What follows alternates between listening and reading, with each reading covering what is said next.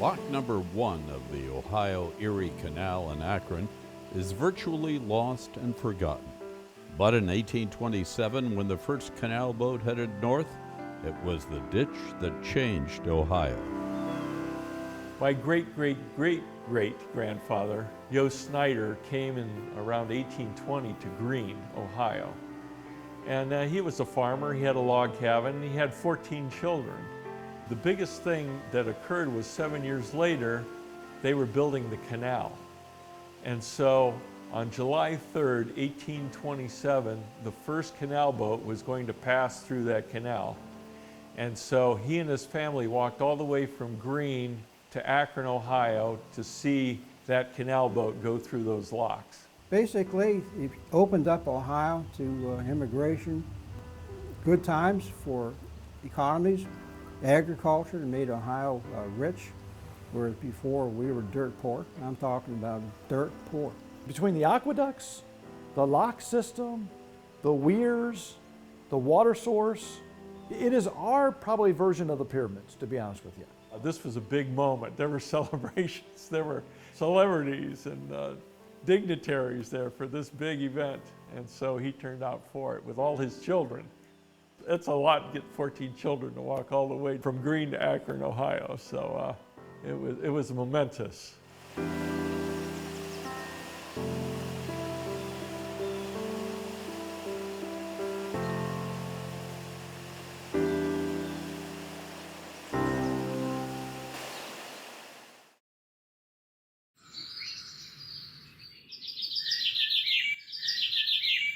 When General Simon Perkins, along with settler Paul Williams in 1825, stood looking down from the highest point on what was to become the city of Akron, they knew what needed to be done to make the city and Ohio prosperous. Simon Perkins was astute enough, visionary enough to see the potential of the Ohio-Erie Canal, and he's the very reason why the Ohio-Erie Canal came through Akron today. He knew he needed to be able to get products to Cleveland and the rest of what was America. The canal was the answer. So it was a sales job, I'm pretty sure, but he basically said, if you bring the route of the Ohio-Erie Canal through Akron, I'll give you the land. Made it easy decision for the canal commissioners. The American Indians first came up with this idea. They give George Washington the credit, though, because he was important.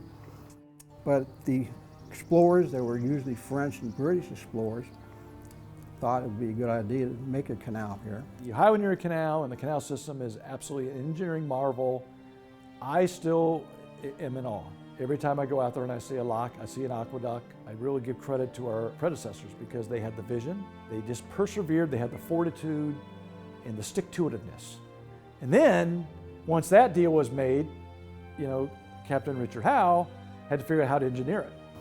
Very influential. It was the School of Hard Knocks Engineering. There were no engineering colleges then. Finding a reliable water source was the challenge for Captain Richard Howe. I mean, obviously when you've got the canal paralleling the Cuyahoga River, when you have it paralleling the Little Cuyahoga River, when you have it paralleling the Tuscarawas River, you're all set. You don't need to worry about water source. But then what do you do in that 6 mile difference there? How do you make it happen? And in addition to the fact that Akron is at the very top, the highest level between the Ohio River and Lake Erie, we're at the top. How do you make that happen? That is why Summit Lake is so important.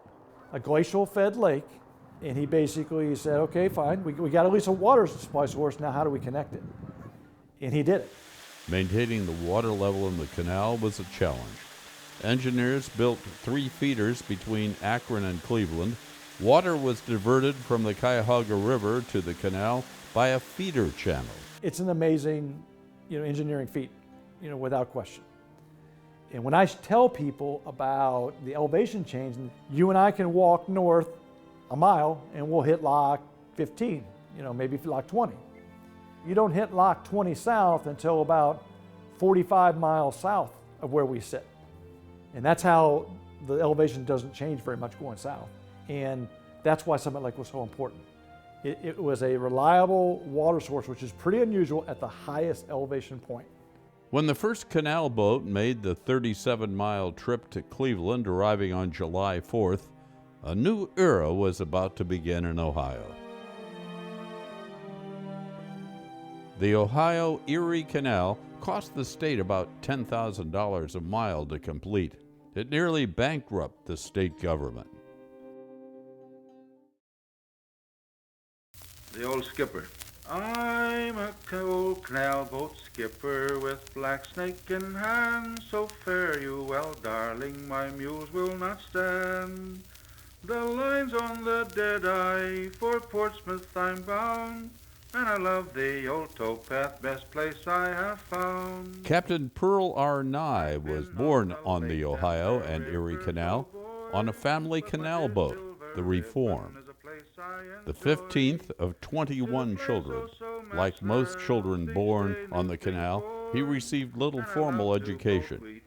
His parents kept working on the boat until the 1913 flood shut down the canal.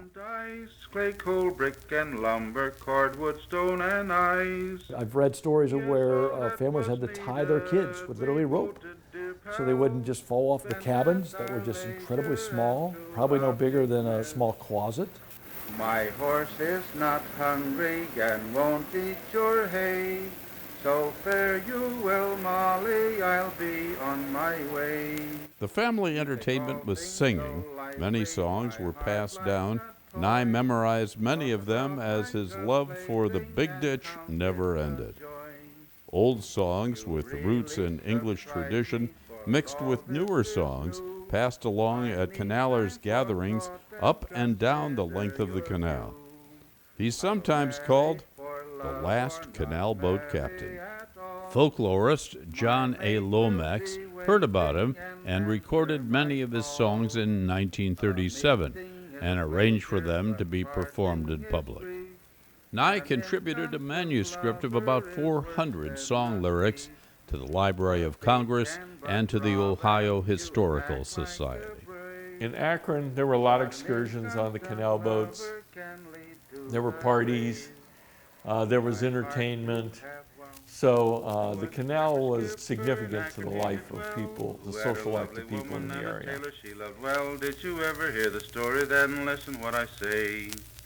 She was walking up South Howard Street.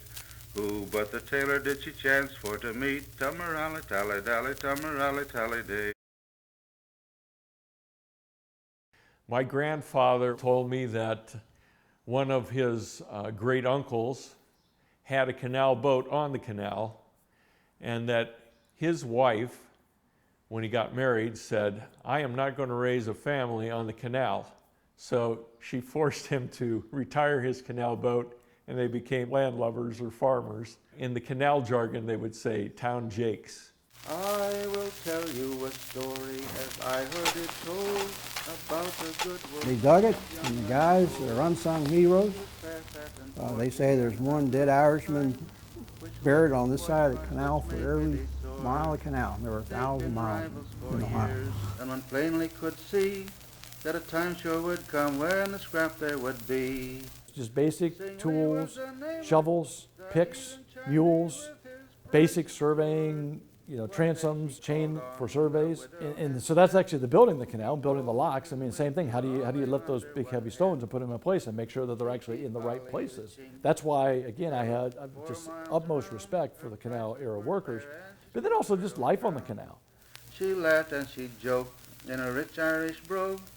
She'd cheer up her callers, this bit of a rogue.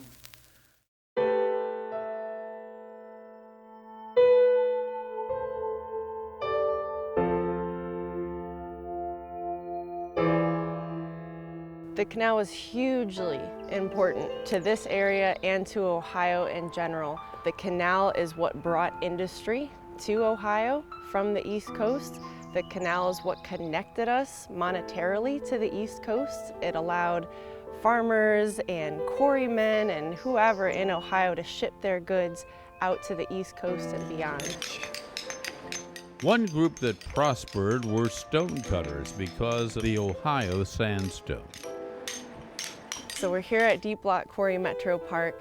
And behind me are the main quarry steps and just a small portion of the greater quarry that is here. And you can still see the marks of the tools that were used here and really appreciate what this quarry once was. And this relates to the canal because we are right on top of the canal. It's just a few hundred yards that way. Deep Lock Quarry gets its name from the deepest lock, lock number 28, where stone used to be loaded up onto canal boats and shipped up to Cleveland and beyond. Lock 28 raised and lowered canal boats 14 feet. That's more change in elevation than any other lock along the canal. Though it may look enormous, in reality these locks were built to be an exact fit for the boats of the day, with just a foot of leeway on each side. A canal boat could carry the equivalent of a modern-day semi-truck, so it was amazingly efficient for the time to be able to move that stone. Untold tons of stone were quarried from this area and shipped all around. So you can find stone from Deep Lock Quarry and several other local peninsula quarries all throughout downtown Akron, all throughout downtown Cleveland, and beyond. In 1879, Ferdinand Schumacher purchased part of the quarry. He would utilize the stone quarried here down at Cascade Mills, way down in downtown Akron, and he would use these grindstones to remove the hulls from oats in order to create oatmeal. He's credited with introducing oatmeal to America, supplying much of it to the Union troops during the Civil War. He later became one of the founders of Akron's American Cereal Works, later Quaker Oats. The quarry records here show that stone was shipped far and wide all across the United States to many states all the way west of the Rockies and even overseas to Russia, Japan, and Germany. So the stone that was here was really prized. It was high quality. Mason marks can still be seen in the Berea sandstone at Lock 29. The Masons did this to identify their work. It showed how much work they had done, and it determined their pay.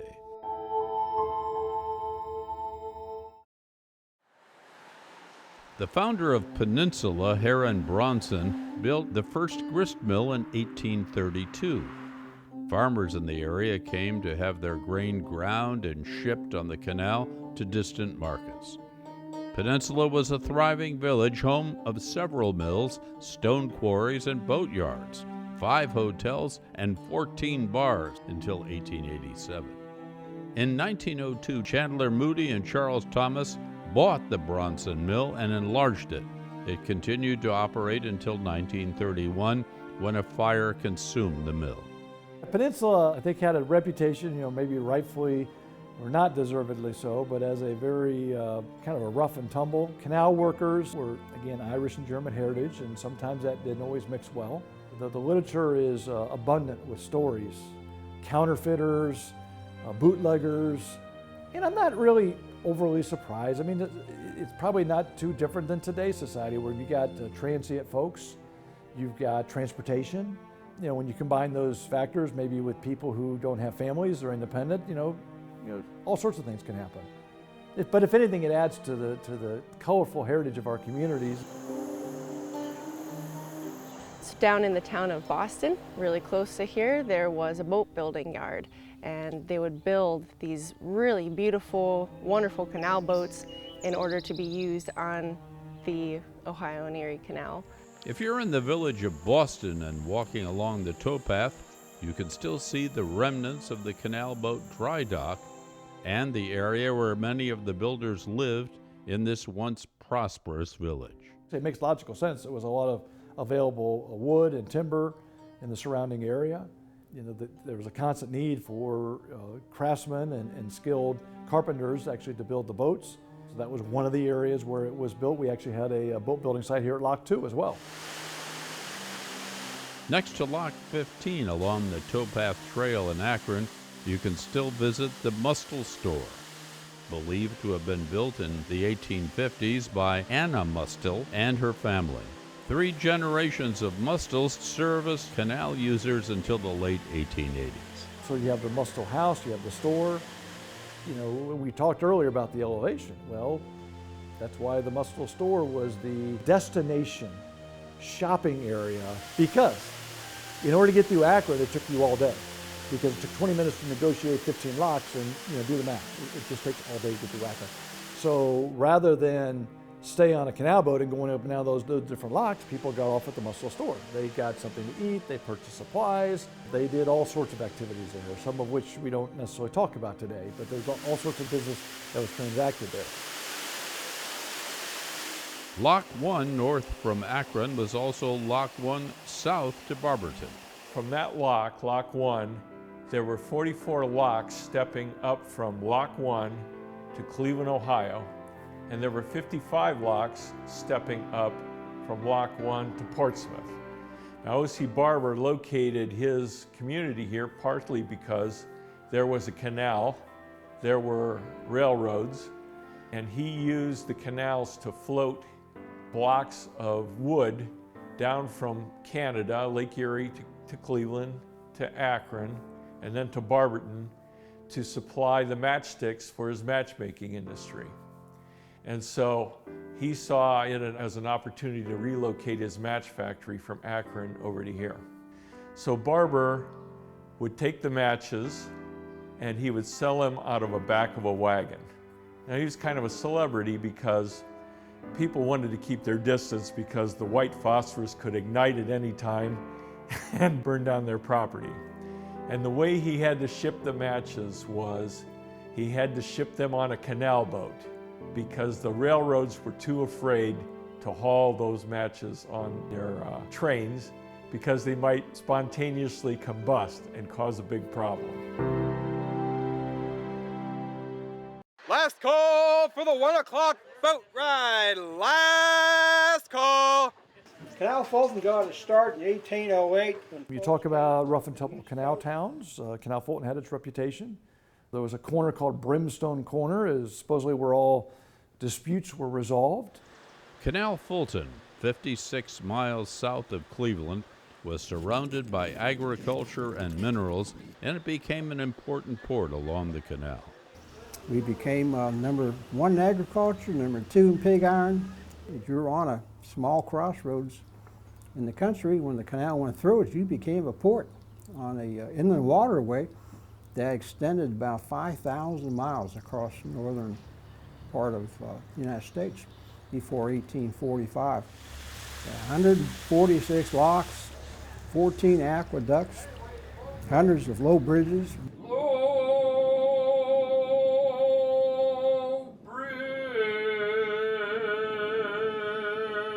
It can be a lot of fun. It's always a fun experience to have so many different people come through and just ride the boat. I've seen people ride the boat from all over the world. We've had people from as far away as China and Japan, and even our cousins across the pond from England come and visit. It's been a lot of fun, mostly for the people that you're exposed to, although the boat itself has its merits. On a good day, this job is a lot of fun in the summer. I have a particular fondness for Canal Fulton because it's the only place today that still has the word canal in its name. And it has the only operating canal boat, the St. Helena III. The St. Helena III was built in the McLaughlin Dry Dock. And the McLaughlin Dry Dock is appropriately named. Anne McLaughlin was an incorporator of the Highway Near Canalway Coalition. Her family operated the dry dock back in the canal era. Ed J. McLaughlin and his father James purchased it in 1860. They built and repaired canal boats at that dry dock for many years. It's still used today to repair and store the St. Helena III during off-season. Here at Canal Fulton, we're very fortunate to still have a section that you can see, go back in time, hear the clip-clop of the horses on the old towpath. Being on the boat and being able to see things firsthand was a lot. It really put in perspective some of the hardships, struggles, and of course, some of the good experiences that people actually had in the 1800s. Hey, hey, skip to the loo. The canal was one of the most important things for early Ohio. But it was the ditch that brought the world to the wilderness.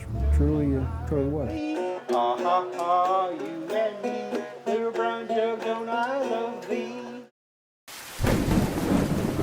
March 23rd, 1913, right after Easter or right on Easter, 5 days of rain, 9 inches of rain. The lowest part of this area was the community where my family was living. They called it Snydertown. And Snydertown had the water rise to the very eaves of the houses. My grandfather was there during the flood. He was 10 years old. He said he looked out over the back and it was just a flood of water as far as he could see. And then he said all of a sudden he heard a boom and they blew up the locks of the canal.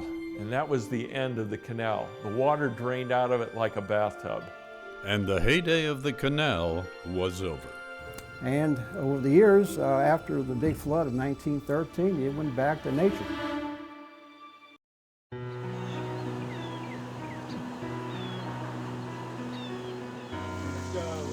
The aspects that I found interesting were growing up as a child. It seemed to be the industrial dumping ground of the factories in Barberton. And so I always thought of them as polluted and terrible places to be. They smelled. When I grew up and I was in junior high, they would have us do science projects. And one of my science projects was displaying the pollution that went on in the canals. And now I'm just fascinated by the fact that now they're turning them into recreational paths. It's coming back to life and trees and wildlife, and it's becoming a nature zone instead of a dumping ground for pollution. Much of the credit goes to Congressman Ralph Regula, who had the vision for a national park. Said have that opportunity to create a legacy for future generations. Our lack of appreciation for our heritage is frustrating. During the hearings on establishing the park, Congressman Regula said, "We could be the architects in preserving this heritage for future generations. It goes far beyond today in terms of potential." The park was created by a bill signed by Gerald Ford in 1974. We've documented $409 million of economic impact on an annual basis that the Ohio and Erie Canalway generates. That's significant. 3,200 jobs it supports. $37 million in tax revenue is generated. So what we're doing is not just a great resource development project, or some people like to call it a tree hugging project. It's not just a nature project. We are talking about real dollars and cents. The Ohio and Erie Canalway Coalition, established in 1989, a private nonprofit organization dedicated to developing the Ohio and Erie Canal Towpath Trail. When completed, the towpath trail will be 101 miles long. The thing I love about this project is that something that was built literally by hand by German and Irish workers almost 200 years ago. And if we do it right, and I think that we are doing it right, this incredible resource will be here another 200 years.